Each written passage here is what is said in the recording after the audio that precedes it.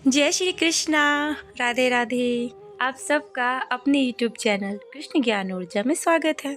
अभी हम माघ मास का महात्म्य सुन रहे हैं, जिसमें कुछ बालिकाएं मृत्यु को पाकर और वापस जीवित होकर के अपनी माताओं को नरक यातनाएं बताती हैं। तो वो नरक में पड़े हुए जीवों का उद्धार किस प्रकार होता है ये बताती हैं। वशिष्ठ जी कहते हैं राजा दिलीप से कि हे राजन, माघ स्नान और उपवास आदि महान पुण्य करने वाले मनुष्य इसी प्रकार दिव्य लोकों में आते जाते रहते हैं।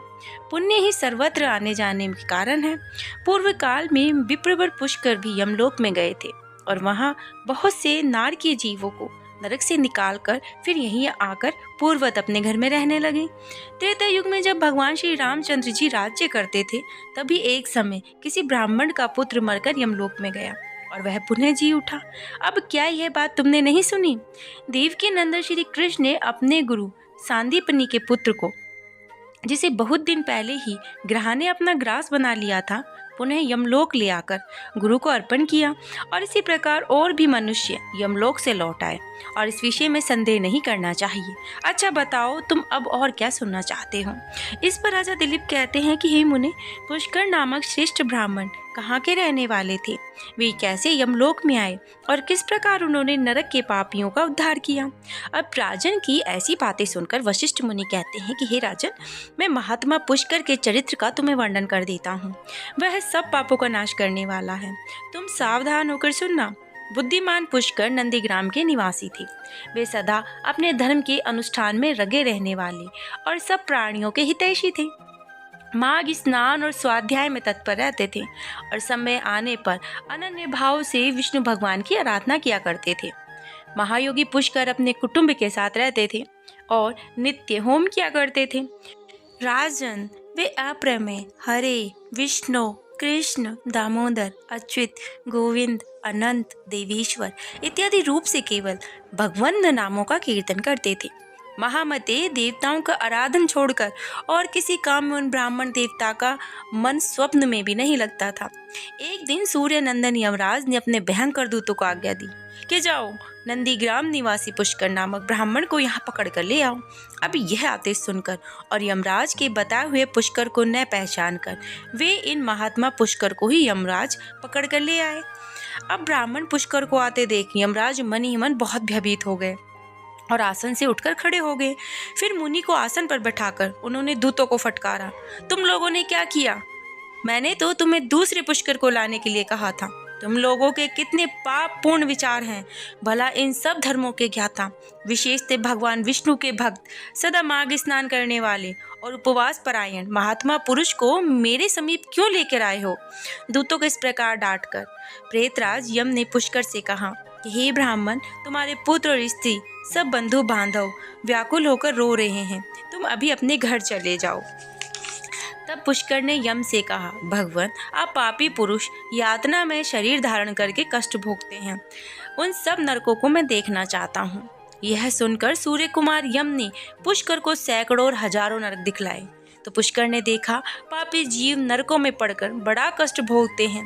कोई सूली पर चढ़ा है, किसी को व्याघ्र खा रहा है जो अत्यंत दुखी है, कोई तपी हुई बालू पर जल रहे हैं, किन्हीं को कीड़े खा रहे हैं, कोई जलते हुए घड़े में डाल दिए गए हैं, कोई पीड़ा से पीड़ित है तो कोई अपवित्र वसन में दौड़ रहे हैं, जिसके अंग छिन्न भिन्न हो रहे हैं, किन्हीं को आरों से चीरा जा रहा है, कोई कुल्हाड़ी से काटा जा रहा है, किन्हीं को खारी कीचड़ में कष्ट भोगना पड़ता है और किन्हीं को सुई चुबो चुबो कर गिराया जाता है।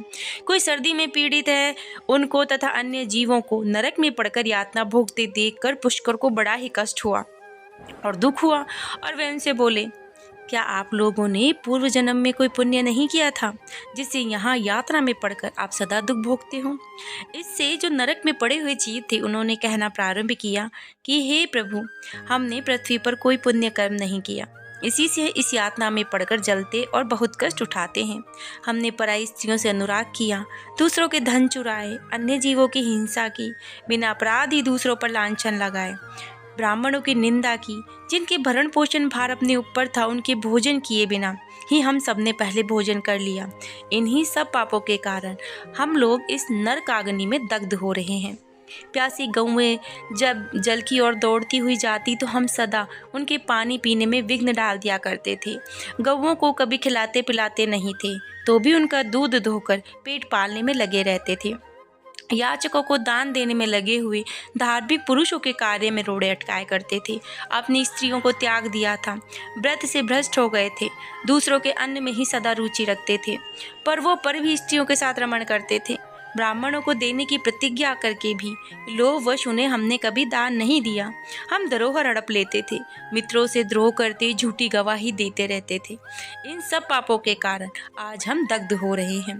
अब यह सब सुनकर के पुष्कर महाराज कहते हैं कि आप लोगों ने भगवान जनार्दन का एक भी बार पूजन नहीं किया, इसी से आप ऐसी भयानक दशा को पहुँचे हैं। जिन्होंने समस्त लोगों के स्वामी भगवान पुरुषोत्तम का पूजन किया है, उन मनुष्यों का मोक्ष तक हो सकता है, फिर पाप क्षय की तो बात ही क्या है।